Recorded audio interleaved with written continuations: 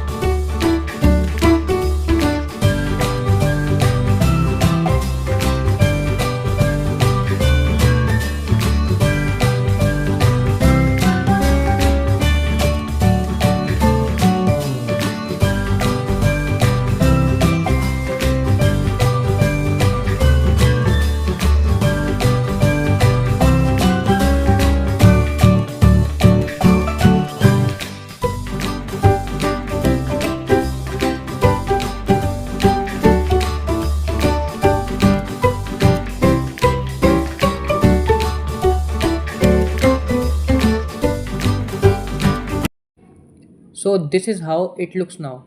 The helmet is way stronger after the epoxy coat. In the next video, we will start figuring out a way to make it functional, just like the real Iron Man helmet. Stay tuned and don't forget to like, share and subscribe to follow the full journey.